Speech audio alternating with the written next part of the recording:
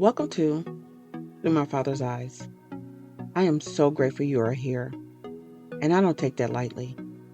This space is for women like us, who's felt the sting of our father's loss. Whether he passed away, or walked away, or he just wasn't emotionally there, this is where healing begins. So if you ever felt unseen or unworthy, this space is for you. So let's talk, let's cry, and let's heal together. Welcome back to our letter series. I have another letter that I want to read for you. It is from Tanya, and it is titled, Dear Dad, I'm Still Healing. Dear Dad, it's taken me years to write these words, years to sit in this place and finally be able to say them out loud without feeling like I'm breaking all over again. For a long time, I thought healing meant I wouldn't feel the ache anymore, that one day I'll wake up and not think about it, that I could somehow erase the empty chair, the missing phone calls, the childhood moments that never happened. But I've learned something, Dad. Healing isn't about erasing, it's about embracing. It's about learning to live with the ache and still move forward. Some days I still feel that one sting when I see a daughter hugging her father, when I hear someone say, My dad always told me. Those moments used to tear me apart. I smile on the outside, but inside, it felt like my heart was being squeezed by memories I never got to have. I used to envy that kind of love, the kind where you pick up the phone and say, Daddy, I need you. But over time, I realized I was mourning not just your absence, but the version of you I wish you could have been. I was holding on to a hope that maybe one day you'll show up and see me. Not just see me standing there, but really see me. The girl who wanted your approval, your protection, your words and affection. But you didn't come.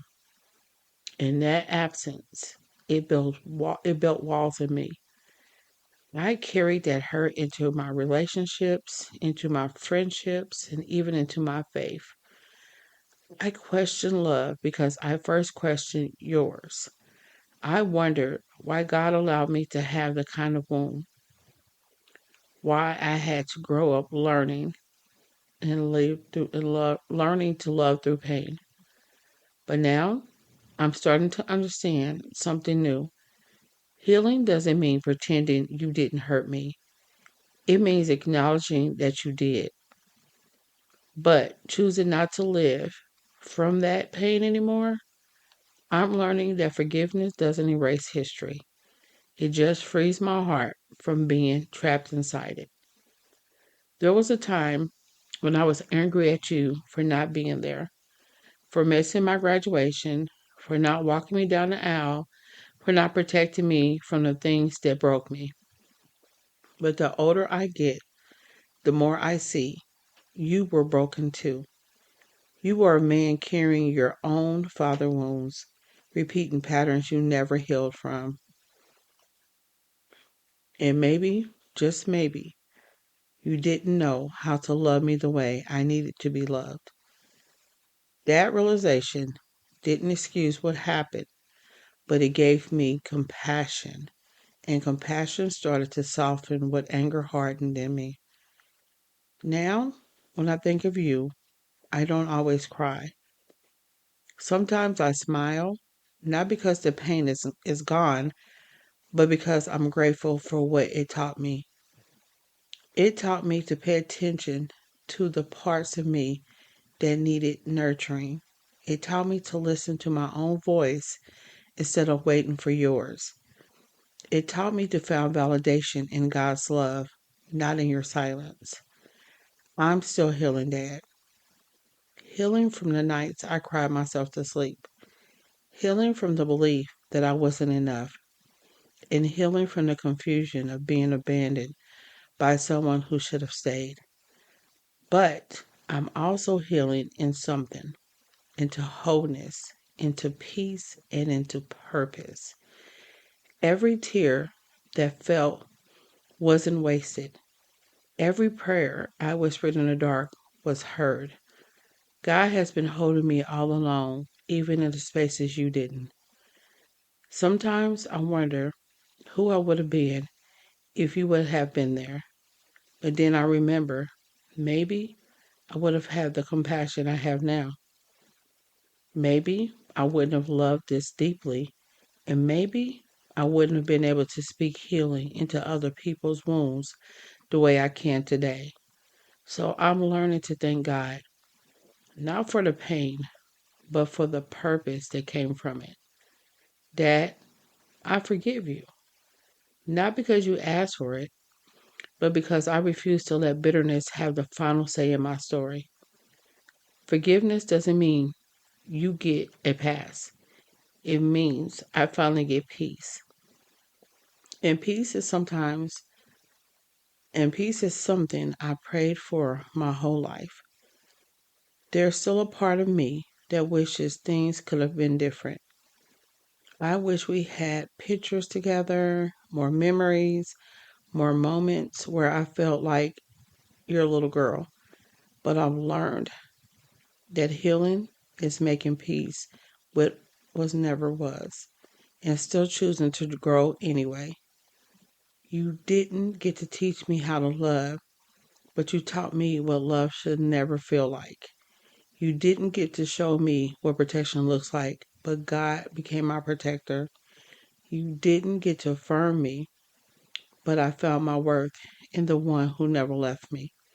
So, yes, Dad, I'm still healing. Some days it still hurts, but now that pain has purpose. Now that ache has meanings.